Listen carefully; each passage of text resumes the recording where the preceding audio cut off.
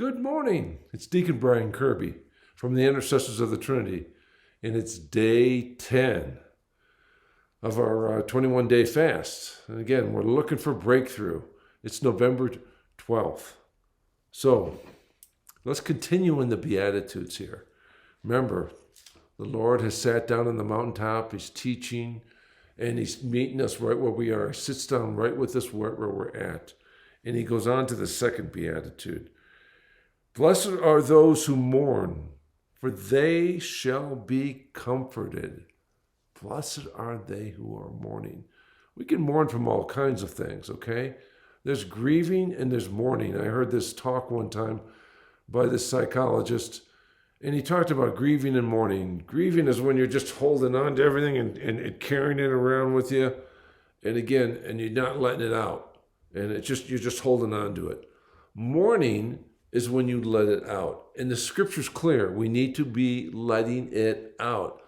Sometimes the greatest story, you could be mourning losing a friendship. You could be mourning losing someone dying. It could be mourning losing a job. It could be mourning because you have an injury or something like that, and you physically can't do what you used to be able to do. There's all kinds of mourning. And again, so what we want to do is to let it flow out. Tears are a great way. And when we're crying, that's the story that's coming from our heart, and it's flowing through here where there's no words.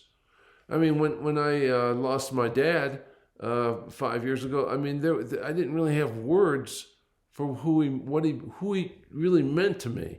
And again, but the tears would flow. And again, so when people lose a child, sometimes there's just not the words. And again, or a spouse or something like that. So you get the point. So years ago, I heard Father John Hampsh. He was from California. He passed away a couple years ago, I think it was. But he wrote a book, and it was called The Healing Power of the Eucharist. And that's Father John Hampsh. I believe that's one of the best healing books I've ever read. And I've read a lot. Catholic, Protestant, and everything in between. And again, so to find out where people are getting breakthrough and how they're doing it. This is a great book to have on your shelf, a great book to read, to know that this is a God who wants to heal you. And again, Healing Power of the Eucharist. It's been around for a while. You should be able to find it used. And again, it's another book that you probably want to be able to get. So I want to be able to mourn. I want to be able to let it out. And again, and that's the healthy way. That's when God can come in, and then he can wrap his arms around you and just hold you. And he can just hold you, and so that you can be comforted.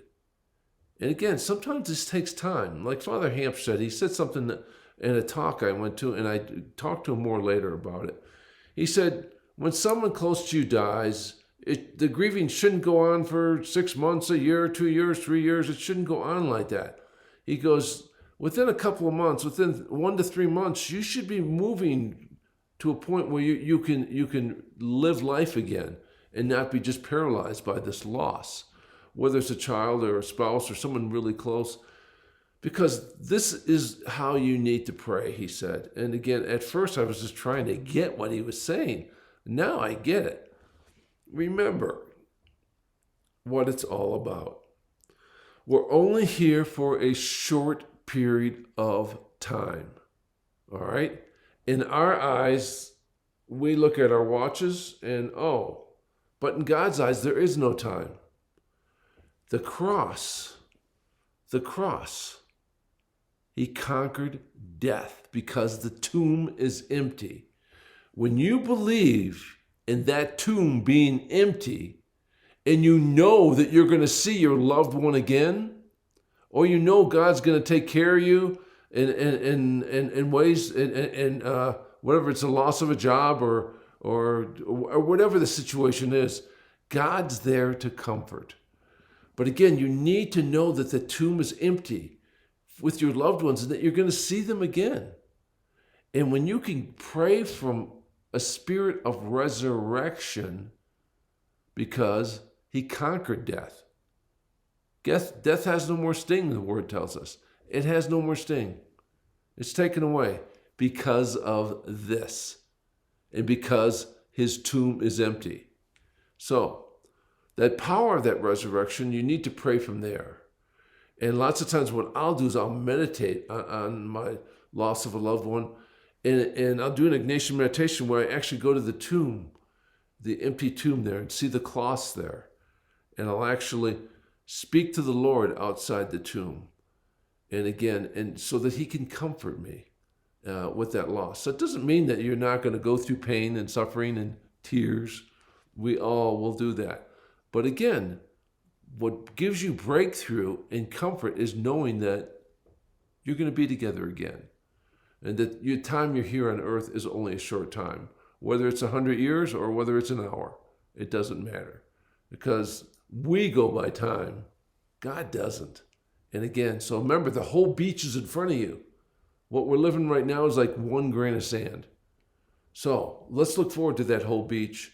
And as we spend some time with the issues in our life that we've been mourning with, let's let them be able to shake them off of us. And again, so that we can be comforted by the Comforter, Jesus Christ. So, hey, I'll see you tomorrow. God bless.